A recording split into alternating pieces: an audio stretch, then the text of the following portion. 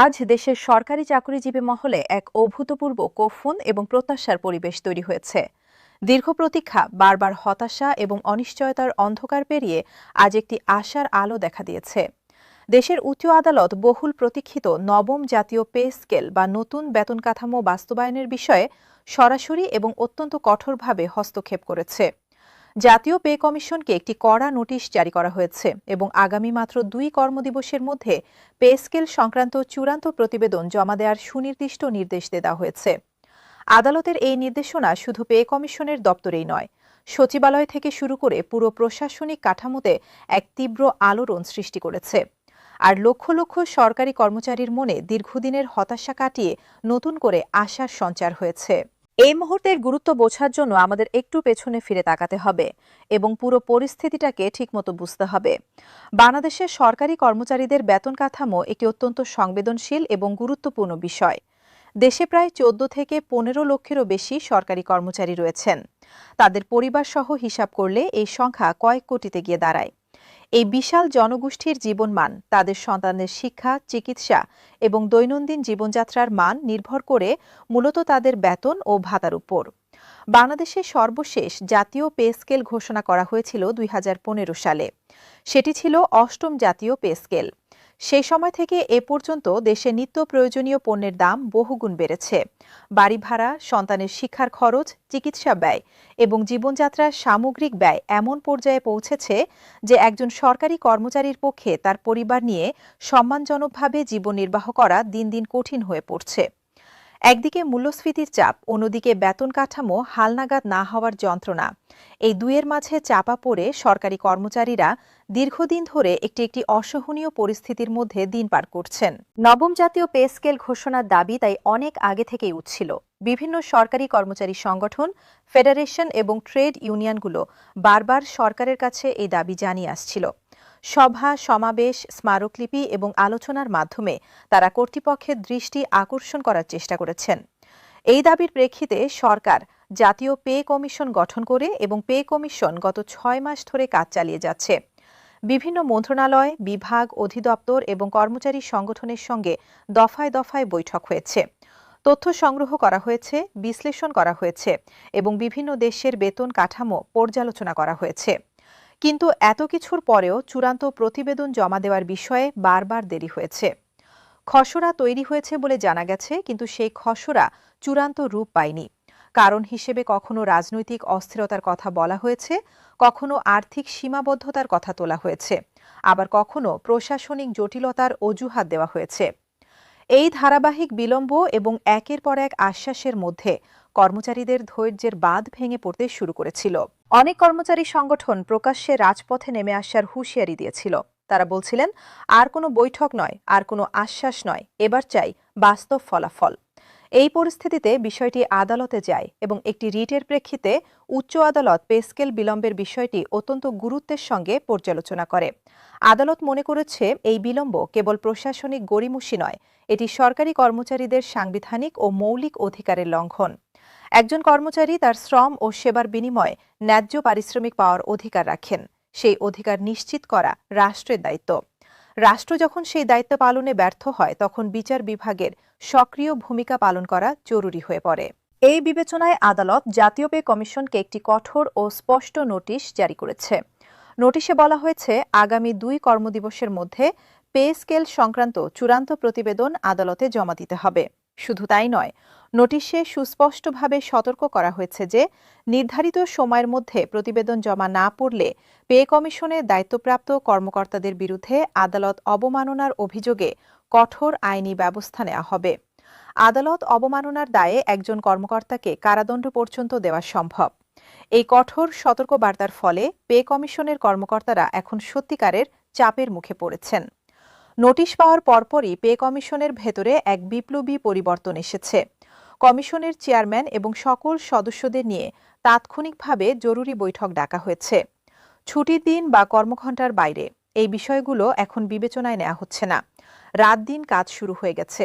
কমিশনের প্রতিটি বিভাগ এখন পূর্ণ গতিতে সচল, কারণ মাত্র 48 ঘণ্টার মধ্যে একটি সম্পূর্ণ এবং নির্ভুল প্রতিবেদন আদালতে জমা দিতে হবে। এই প্রতিবেদনে কি থাকতে হবে সেটা একটু বোঝা দরকার। নবম পে স্কেলের আওতায় সরকারি কর্মচারীদের বেতন কাঠামো নতুনভাবে নির্ধারণ করতে হবে। বর্তমানে যে ২০টি গ্রেড রয়েছে সেগুলোর কাঠামো পর্যালোচনা করতে হবে। প্রতিটি গ্রেডের সর্বনিম্ন এবং সর্বোচ্চ বেতন নির্ধারণ করতে হবে। বাড়ি ভাড়া ভাতা, চিকিৎসা ভাতা, যাতায়াত ভাতা, শিক্ষা ভাতা সহ বিভিন্ন ভাতার পরিমাণ নতুনভাবে নির্ধারণ করতে হবে। বার্ষিক ইনক্রিমেন্টের হার ঠিক করতে হবে। এর পাশাপাশি সরকারের বর্তমান রাজস্ব আয়, ব্যয়ের ক্ষমতা এবং সামগ্রিক অর্থনৈতিক পরিস্থিতির সঙ্গে সামঞ্জস্য রেখে পুরো কাঠামোটি তৈরি করতে হবে। এটি কোনো সহজ কাজ নয়। মাত্র ২ দিনে এই বিশাল কাজটি সম্পন্ন করা পে কমিশনের জন্য এক অসাধারণ চ্যালেঞ্জ। কিন্তু অনেক বিশ্লেষক মনে করছেন পে কমিশন আসলে অনেক আগে থেকেই কাজ করে আসছে এবং খসড়া প্রতিবেদন মোটামুটি প্রস্তুত হয়েছে। শুধু চূড়ান্ত অনুমোদন এবং জমা দেওয়ার বিষয়টি ঝুলেছিল। বিভিন্ন পক্ষের মধ্যে মতপার্থক্য এবং উপরমহলের সবুজ সংকেতের অভাবে চূড়ান্ত পদক্ষেপ নেওয়া সম্ভব হচ্ছিল না।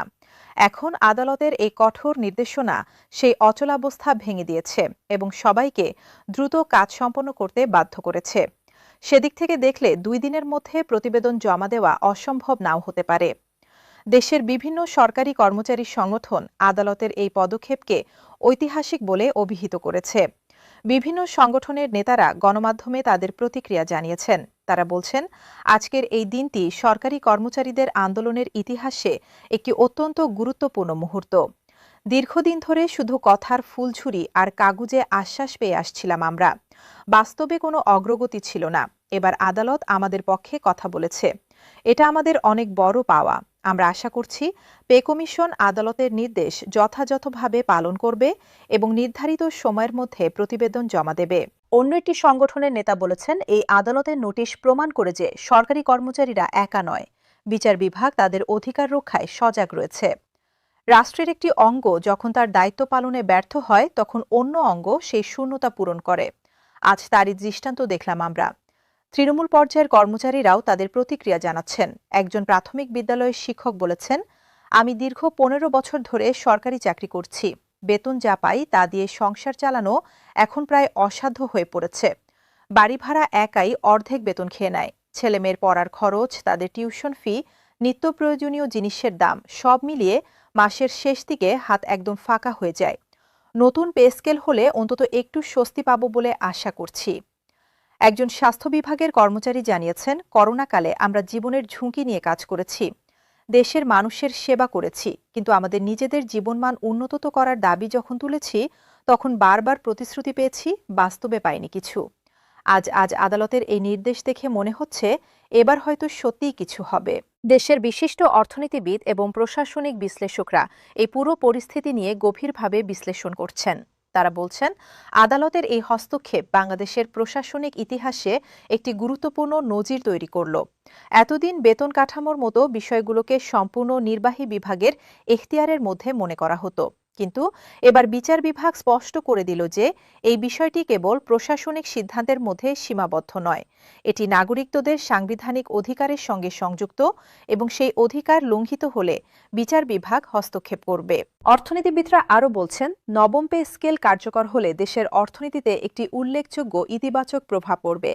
সরকারি কর্মচারীরা বেশি বেতন পেলে তাদের ক্রয় ক্ষমতা বাড়বে, বাজারে পণ্যের চাহিদা বৃদ্ধি পাবে, ক্ষুদ্র ও মাঝারি ব্যবসায়ীরা উপকৃত হবেন, রিয়েল এস্টেট, শিক্ষা, স্বাস্থ্যসহ বিভিন্ন খাতে নতুন গতি আসবে।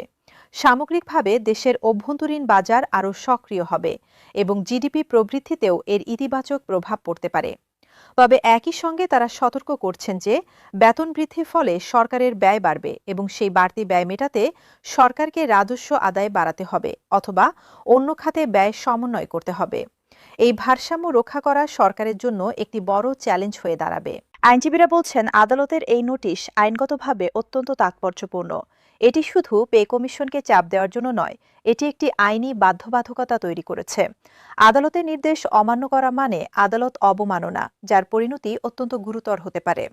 সংবিধান অনুযায়ী আদালত অবমাননার দায় একজন কর্মকর্তাকে জরিমানা বা কারাদণ্ড পর্যন্ত দেওয়া যায়।